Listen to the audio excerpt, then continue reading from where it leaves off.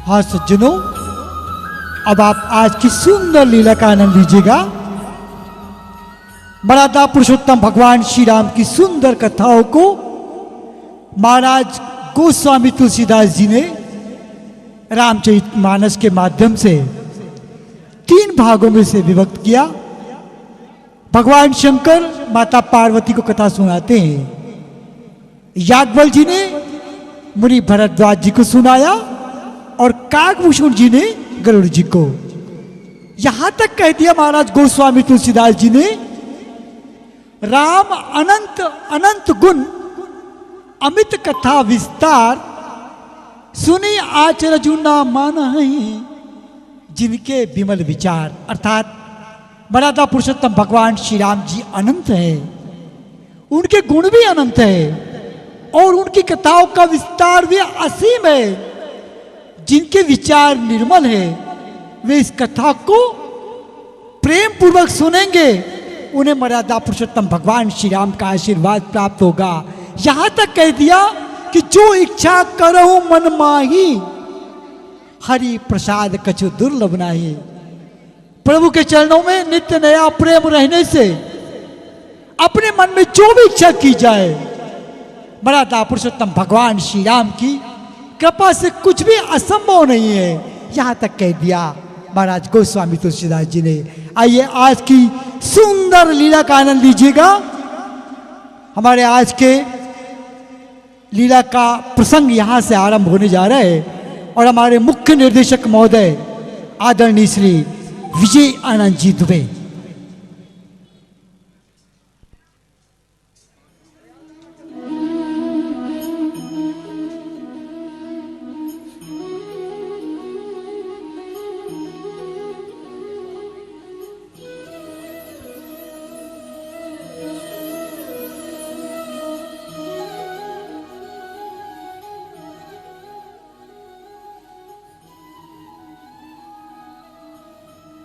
जय सिया राम। आप सभी उपस्थित दर्शकों के हृदय में बसे हुए भगवान श्री राम और सीता जी के पावन स्वरूप को पढ़। यूं तो गोस्वामी तुलसीदास जी महाराज ने, वाल्मीकि जी ने और न जाने कितने संतों ने रामायण को अपनी अपनी भाषाओं में लिखा। 132 वर्षों से सार्वजनिक श्री रामलीला मंडल छोटा बाजार भगवान श्री की लीलाओं का अमृत बिखेरने का प्रयास चेष्टा करता रहा है। आपातकाल आया तो भी हमारी लीला नहीं रुकी, कोरोना काल आया है तो भी लीला नहीं रुकेगी। ये संकल्प, ये ताकत हमें प्रदान करते हैं हमारे इस मंच पर सदैव अजर अमर रहने वाले महासंत श्री रामदास चौबे जी महाराज। उनकी जीवित समाधि हमें प्रेरणा देती है। और आइए लीला को एक नए स्वरूप में, 6 घंटे की लीला को सिर्फ 1.5 घंटे में सहेजने की प्रयास चेष्टा करते हैं। आप समझदार हैं, थोड़े में अधिक समझने की चेष्टा कीजिए। अत्याचार बढ़े, अनाचार बढ़े और दुष्टों ने धर्मवेत्ताओं को परेशान करना शुरू किया, यज्ञ विध्वंस होने लगे, देवताओं को परेशान किया जाने लगा, पृथ्वी दुखित हुई, कृष्ण प्रारंभ। जय सिया राम।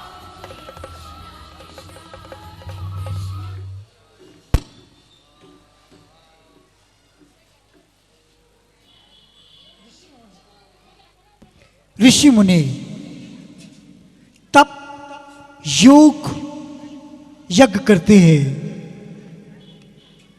राक्षसों को ये सब कुछ नहीं सुहाता।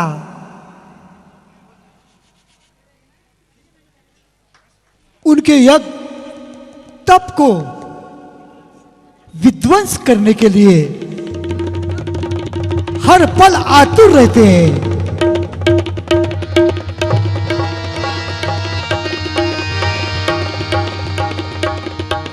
जहां कहीं भी असुरों का साम्राज्य रहता है, वहां पर प्रभु के गुणानुवाद को नहीं करने दिया जाता। हमेशा यज्ञ को विध्वंस करते हैं, तप को विध्वंस करते हैं ऋषि मुनियों के।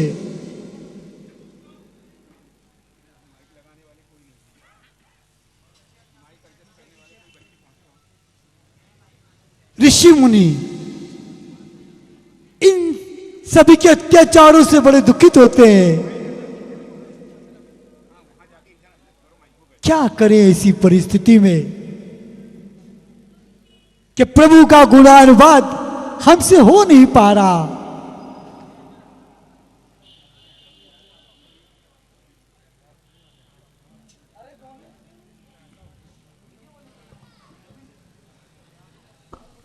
ब्राह्मणों के श्राप से ब्राह्मण शरीर पाकर भी पाप रूपी हुए। शापवश राजा प्रताप भानु राक्षस योनि में रावण हुए। रावण के छोटे भाई अरिमर्दन कुंभकर्ण हुए और राजा के मंत्री धर्मरुचि विभीषण हुए। तीनों भाइयों ने कठिन से कठिन तपस्या की।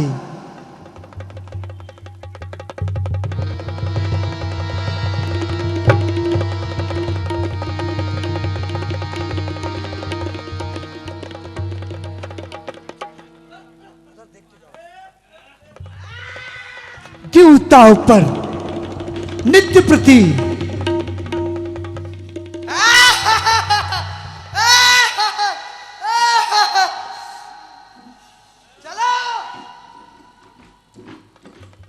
अत्याचार किया जाता है राक्षसों के द्वारा।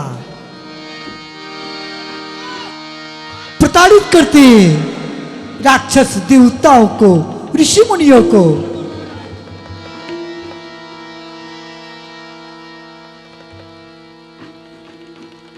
चारों दिशाओं में राक्षसों का आतंक फैलता है। सारे देवता दुखी होते हैं कि हे प्रभु, हे विधाता, कुछ उपाय कीजिए जिनसे हमें इन दुष्ट राक्षसों से मुक्ति मिले।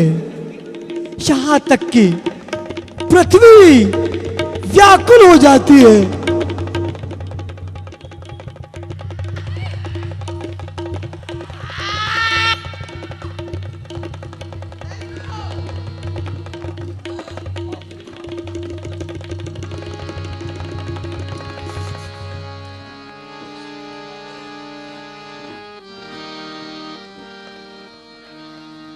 पृथ्वी पर अत्याचार बढ़ने लगा।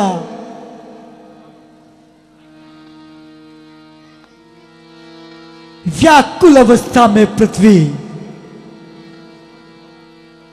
चारों ओर से राक्षसों ने घेर रखा पृथ्वी को।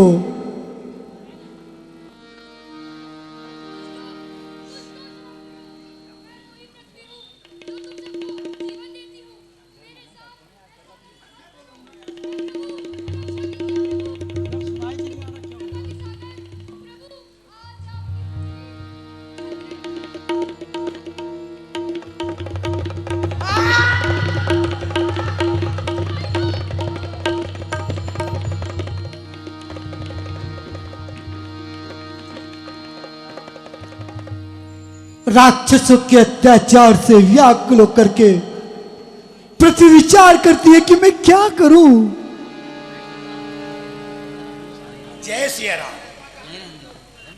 अब आप सोच रहे होंगे कि ये अत्याचार, साधुओं को यज्ञ नहीं करने देना, देवताओं को देवलोक पर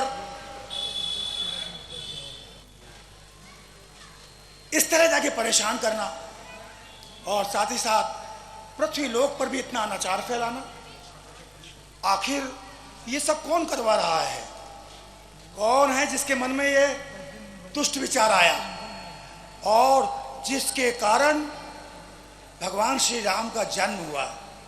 आइए दिखलाते हैं आपको। उस निरंकुश राजा लंकाधिपति रावण, उसके भ्राता कुंभकर्ण, विभीषण, उनकी तपस्या, उनका ईश्वर से वरदान मांगना और प्रभावशाली होकर इस तरह की घटनाएं करना। आइए आनंद लेते हैं। जय सिया राम। ओम ब्रह्मदेवाय नमः। ओम ब्रह्मदेवाय नमः। ओम ब्रह्मदेवाय नमः। ओम ब्रह्मदेवाय नमः। ओम ब्रह्मदेवाय नमः। ओम ब्रह्मदेवाय नमः। ओम ब्रह्मदेवाय नमः। देवाय नमः। ओम ब्रह्मदेवाय नमः। देवाय नमः। ओम ब्रह्मदेवाय ब्रह्मदेवाय नमः। ओम ब्रह्मदेवाय नमः। ओम ब्रह्मदेवाय नमः। ओम ब्रह्मदेवाय नमः। ओम ब्रह्मदेवाय नमः। ओम ब्रह्मदेवाय नमः। देवाय नमः। ओम ब्रह्मदेवाय नमः। उठो वत्स रावण, हम तुम्हारी तपस्या से प्रसन्न हुए, मांगो क्या वर मांगते हो। देवाय नमः। ओम ब्रह्मदेवाय नमः। ओम ब्रह्मदेवाय नमः। ओम ब्रह्मदेवाय नमः। ओम ब्रह्मदेवाय नमः। ओम ब्रह्मदेवाय नमः। आप मुझ पर प्रसन्न हैं तो आप मुझे अमर होने का वरदान दीजिए प्रभु।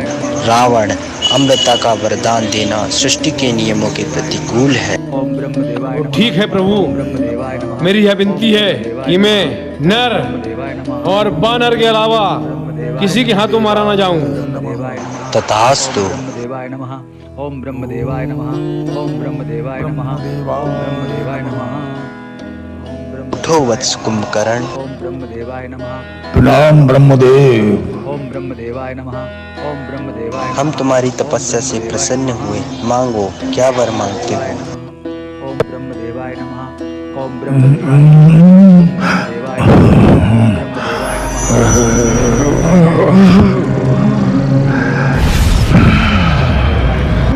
ओम ब्रह्मदेवाय नमः। ओम ब्रह्मदेवाय नमः। ओम ब्रह्मदेवाय नमः। ओम ब्रह्मदेवाय नमः। ओम ब्रह्मदेवाय नमः। ओम ब्रह्मदेवाय नमः। ओम ब्रह्मदेवाय नमः। हे ब्रह्मदेव, आप मुझे 6 मास की निद्रा और 1 दिवस जागृत रहने का वरदान दीजिए। तथास्तु। ओम ब्रह्मदेवाय नमः। ओम ब्रह्मदेवाय नमः। उठो वत्स विभीषण, प्रणाम ब्रह्मदेव। हम तुम्हारी तपस्या से प्रसन्न हुए, मांगो क्या वर मांगते हो। ब्रह्मदेव, मुझे सिर्फ हरि भक्ति चाहिए। हरि भक्ति के सिवाय मुझे कुछ नहीं चाहिए प्रभु। तथास्तु। ओम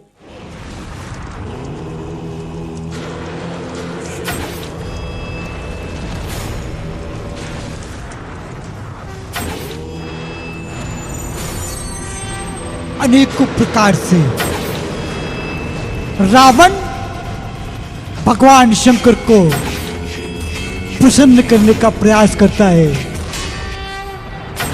रावण ने यहां तक कह दिया ब्रह्मदेव से कि हे जगदीश्वर सुनिए, मैं वानर और मनुष्य को छोड़कर किसी के मारे ना मरो, यह वर दीजिए। उनको मारने के लिए मैं विनाही बन के समर्थ हो।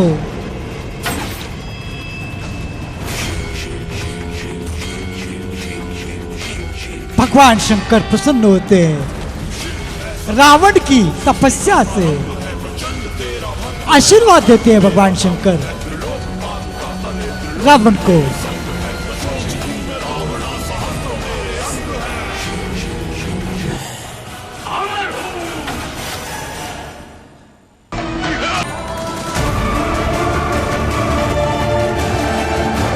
कैलाश पर्वत पर रावण भगवान शंकर को प्रसन्न करता है। तदुपरांत अनेकों प्रकार से प्रभु को खुश करने के पश्चात लंका ले जाता है।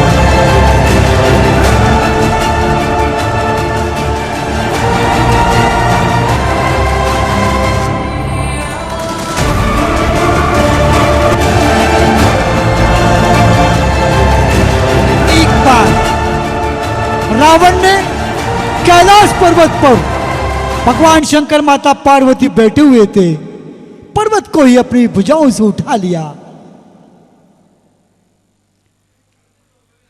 अनन्य भक्त भगवान शंकर का रावण, एक बार रावण अलकापुरी में कुबेर पर चढ़ गया। पूर्व में बैर होने के कारण पुष्पक विमान युद्ध करके छीन लाया। खेल खेल में उसने कैलाश पर्वत उठा लिया। माता पार्वती घबरा गई। भगवान शंकर जी ने पर्वत को पैर से दबाया, जिससे रावण के हाथ पिचक गए और वह व्याकुल होकर के पृथ्वी पर गिर पड़ा। तब से उसका नाम रावण हुआ। उसका पहले उसका नाम दशकंधर था।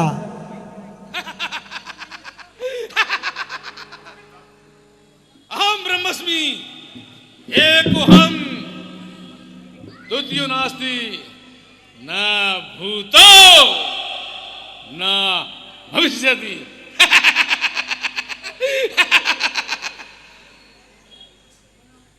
आज चारों दिशाओं में एक ही नाम गूंज रहा है, लंकापति रावण का। मैंने अपनी दिग्विजय यात्रा पाताल से प्रारंभ की। बलि ने मुझे बंदी बनाया, मेरे शीश पर दिए जलाए। जैसे तैसे जब मैं भूलोक में आया तो बाली ने 6 मास कांख में दावा, लेकिन जब मैंने स्वर्ग पर चढ़ाई की, इंद्र, यम, वरुण, दिक्पाल, आज जहां से सारे लंका के देव भी दिक्पाल भी सर झुकाते हैं, यहां अग्नि, वरुण, काल भी नाम सुनकर कांपता है सारा संसार। मैं वह रावण हूं। मैंने अपनी इन्हीं भुजाओं के बल पर एक बार नहीं अनेक बार अपने शीश काट काट कर महादेव जी का पूजन किया है, और इन्हीं भुजाओं के बल पर कैलाश पर्वत को शिव जी सहित उठाया है। मैं वह रावण हूं। रावण का अत्याचार इतना बढ़ गया कि नर, सिद्ध, मनुष्य, देवता, नाग सभी के पीछे हट पूर्वक पड़ गया रावण। यहां तक कह दिया महाराज गोस्वामी तुलसीदास जी ने कि ब्रह्मा जी की सृष्टि में जहां तक शरीरधारी स्त्री पुरुष रहते हैं, सभी रावण के अधीन हो गए। रावण के चलने से पृथ्वी डोलने लगी। रावण की गर्जना करने से, उनकी गर्जना को सुन करके स्त्रियों के गर्भ गिर गए। रावण का क्रोध देख करके सारे देवता सुमेरु पर्वत की खूह में जाकर के छिप जाते हैं। यहां तक रावण का अत्याचार बढ़ गया कि सारे देवता घबरा जाते हैं उसका नाम सुन करके।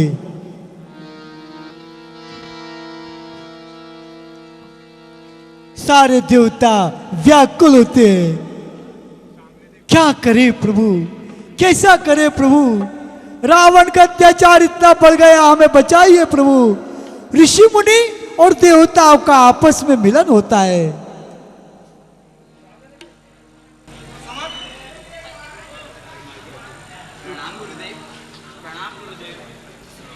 कल्याण हो। अब हमें शीघ्र ही ब्रह्मा जी के पास चलना चाहिए। हम पर अत्याचार बहुत बढ़ गया है, हमें तो जीने ही नहीं दे रहे। हमारे ऊपर भी ये क्रोध राक्षस द्वारा बहुत प्रताड़ित किया जा रहा है। हे गुरुदेव, अब इस परिस्थिति में हमें क्या करना चाहिए? नाम गुरुदेव, कल्याण हो। इन राक्षसों का अत्याचार अब बहुत बढ़ चुका है, और अब मुझ में और इन देवताओं में इतनी क्षमता नहीं कि हम इनके अत्याचारों को सह सके। तो आप ही कोई उपाय बताइए। ठीक है, अभी हमें सभी मिलकर, एक साथ मिलकर ब्रह्मा जी के पास चलना चाहिए, वे ही हमें कुछ रास्ता बताएंगे। पृथ्वी, सारे देवता और ऋषि मुनि आपस में विचार करते हैं, क्या करें क्या ना करें। रावण का अत्याचार इतना बढ़ गया, सप्तद्वीप, नवखंड, आकाश, पाताल, पृथ्वी नीचे को धसकने लगी, सब रावण से कांपने लगे। यहां तक कह दिया गया कि समुद्र के मन में भी घबराहट होने लगी। सारे लोग विचार करते कि क्या करें। तब पृथ्वी सहित सारे देवताओं ने विचार किया कि ब्रह्मदेव के पास चलना चाहिए। वही दृश्य आपके समक्ष प्रस्तुत है।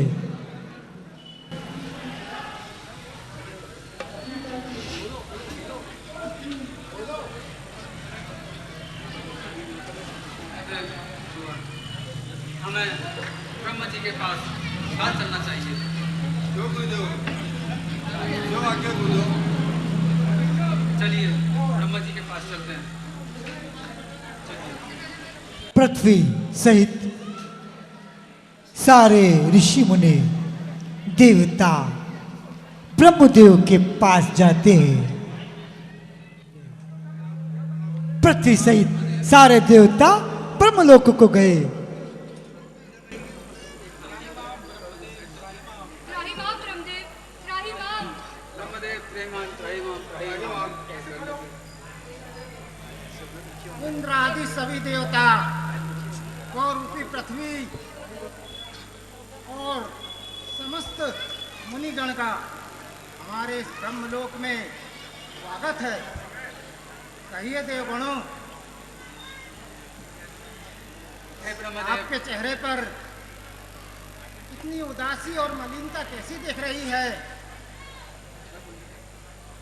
हे ब्रह्मदेव, हम राक्षसों के उत्पात से अत्यंत परेशान हैं। वे हमारा यज्ञ विध्वंस कर देते हैं, वे हमें पूजन नहीं करने देते हैं। हे ब्रह्मदेवता, हम राक्षसों के उत्पात से अति परेशान हैं। कोई ऐसा उपाय बताएं जिससे हम यज्ञ भली भांति कर सकें। हे देवगणों, ऋषिगणों और गौ रूपी पृथ्वी, हम तुम्हारी समस्या से भली भांति विदित है। रावण हमारे दिए हुए वरदान का ऐसा दुरुपयोग करेगा, इसकी तो हमें आशा ही नहीं थी। इसलिए हम क्यों ना देवादिदेव महादेव के पास चलते हैं, शायद वे ही हमारी इस समस्या का कुछ हल निकाल सकें। आइए देवगणों, हम सभी कैलाश पर्वत पर देवादिदेव महादेव के पास चले चलते हैं। ठीक है ब्रह्मदेव,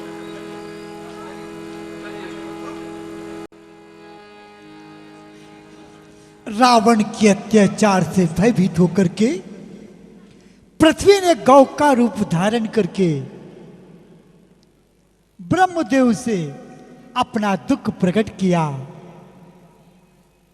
तब ब्रह्मा जी ने पृथ्वी से कहा कि तू जिसकी दासी है वही अविनाशी हमारा और तुम्हारा दोनों का सहायक है।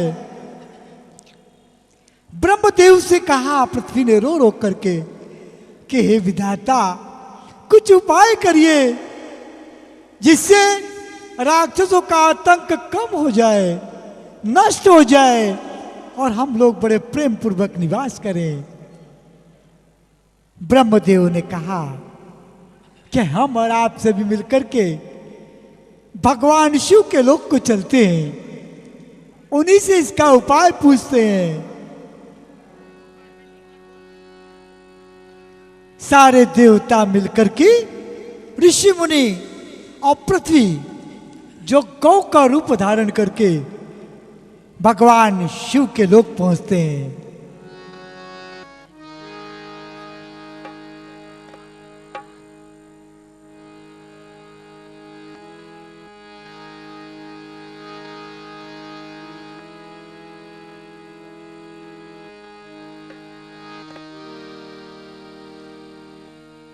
भगवान शंकर के लोक को पहुंचे कैलाश पर्वत पर।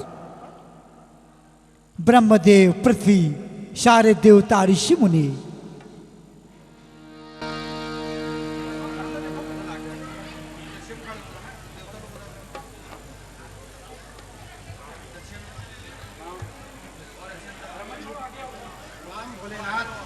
प्रणाम भोलेनाथ। हे ब्रह्मदेव, समस्त देवगणों, पृथ्वी, आप सब लोगों का कैलाश पर्वत में स्वागत है। कहो क्या कारण है जो तुम्हारे लोगों का चेहरा इतना मलिन हुआ जा रहा है? ऐसी कौन सी विपदा आन पड़ी है जो तुम लोगों के चेहरे को मलिन बनाए हुए है? हे ब्रह्मदेव, शीघ्र कहो। हे देवादिदेव महादेव, पृथ्वी पर रावण और उसके राक्षसों का अत्याचार दिन पर दिन बढ़ते ही जा रहा है। ऋषि मुनियों को अकारण ही सताया जा रहा है। सो भोलेनाथ, आप ऐसा कुछ उपाय बताइए जिससे पृथ्वी, देवगणों और पृथ्वीवासियों को रावण के अत्याचारों से मुक्ति मिल सके। देवादिदेव, आप ऐसा कोई उपाय बतलाइए। हे ब्रह्मदेव, हम सब जानते हैं कि इसका निदान तो श्री हरि विष्णु भगवान के पास है। क्यों ना हम उनकी शरण में चलें और उनसे अपनी विपदा सुनाएं। यह सत्य है, वे हमारी प्रार्थना को अवश्य स्वीकार करेंगे। अति उत्तम विचार है महादेव। चलिए अब हम श्री हरि विष्णु के पास क्षीर सागर चलते हैं। चलिए चलिए महादेव, अति शीघ्र चलिए।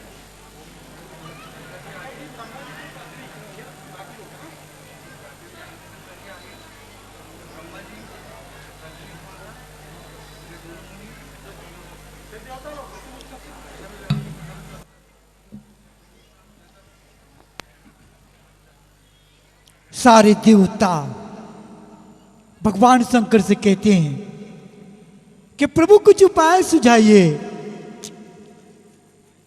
तब भगवान शंकर ने कहा कि हम और आपसे भी मिलकर के प्रभु की प्रार्थना करते हैं, प्रभु का वंदन करते हैं। सारे देवता विचार करते हुए कहते हैं, प्रभु को कहां पुकारे, कहां पर प्रभु को पावे। कोई कहता है बैकुंठ जाने को, कोई कहते हैं क्षीर सागर में रहते हैं। जिसके हृदय में जैसी भक्ति और प्रीति होती है, प्रभु सदा उसी प्रकार प्रकट होते हैं।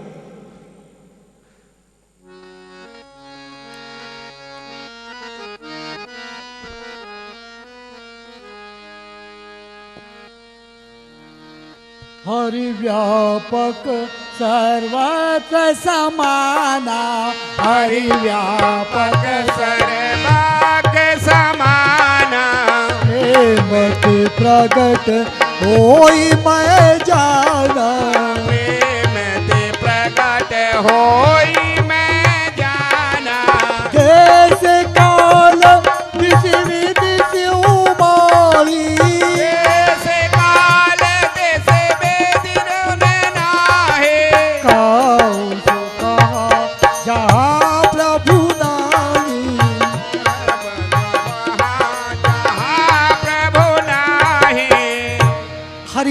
सब जगह समान रूप से व्यापक हैं। वे प्रेम से ही प्रकट होते हैं। सारे देवता विनती करते हैं प्रभु से।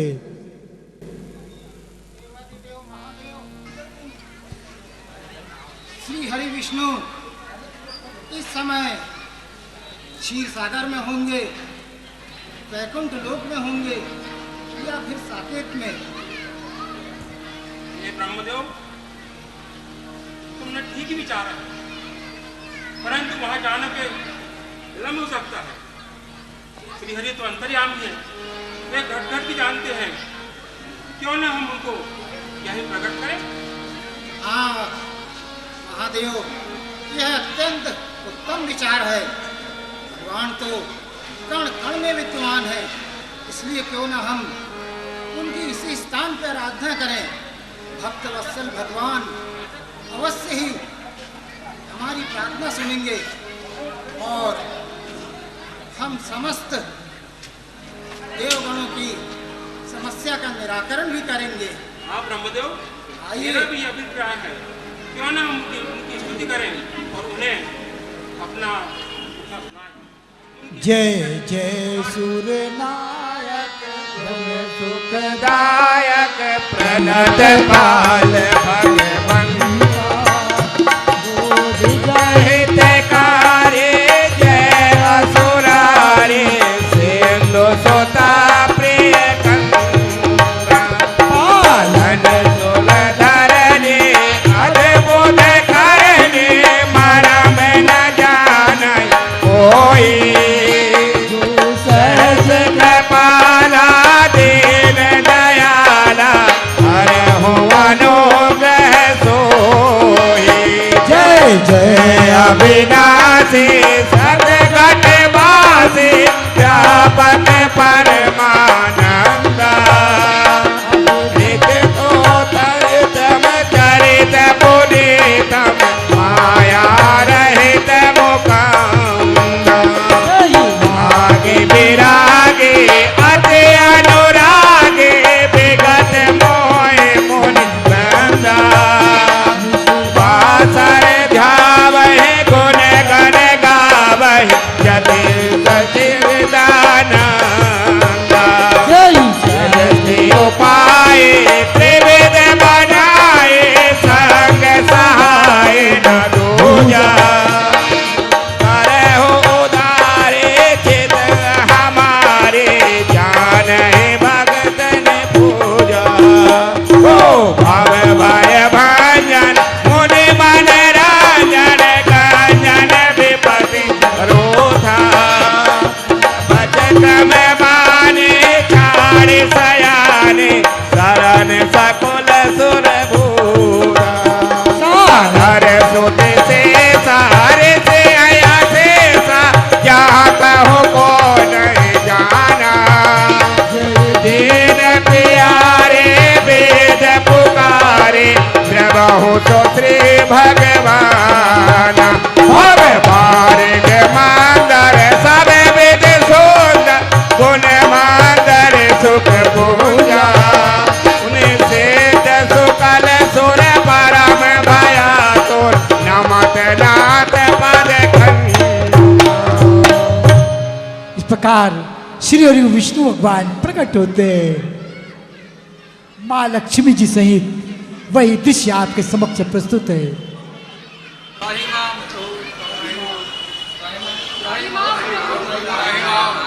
सारे देवता कहते हैं प्रभु हे दया के सागर रक्षा कीजिए, रक्षा कीजिए प्रभु।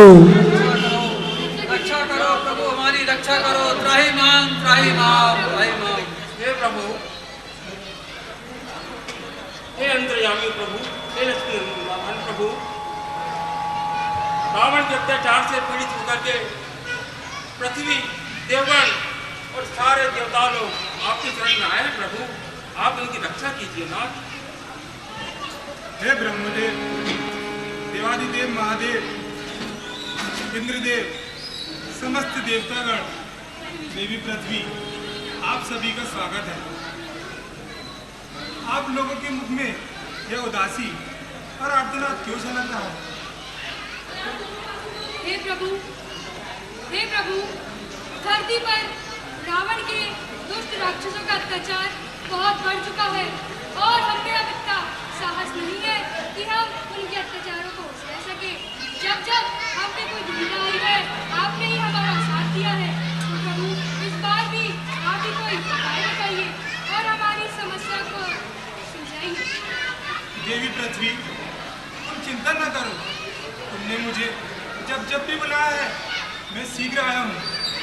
मैं कुछ ही समय में अपने अंशों सहित अयोध्या के राजा दशरथ के यहाँ अवतार लूंगा और तुम्हारे ऊपर बढ़ रहे भार का हरण करूंगा।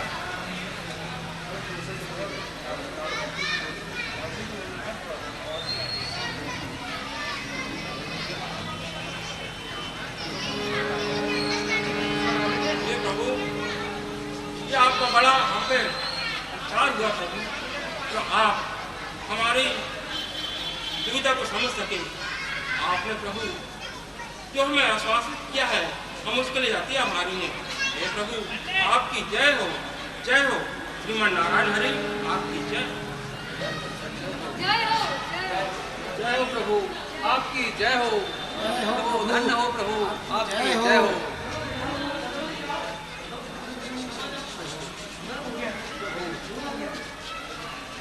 श्रीमन श्रीयुत श्री प्रभु करुणा सिंधु सुजान, और धन्य भाग जो आपने दर्शन दी।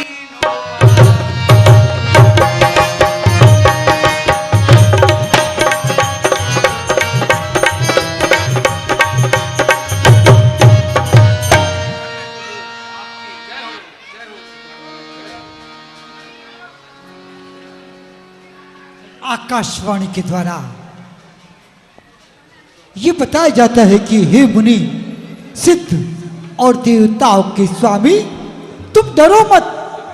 तुम्हारे लिए मैं मनुष्य का रूप धारण करूंगा और उदार पवित्र सूर्यवंशों में अंशों सहित मनुष्य का अवतार लूंगा।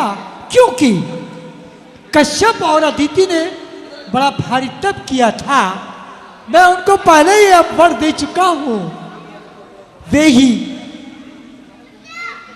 दशरथ और कौशल्य के रूप में मनुष्य के राजा होकर के अयोध्यापुरी में प्रकट हुए हैं। और मैं साथ ही नारद जी को जो मैंने वचन दिए, उन सारे वचनों को मैं अब सत्य करूंगा। वह समय अब शीघ्र ही आने वाला है।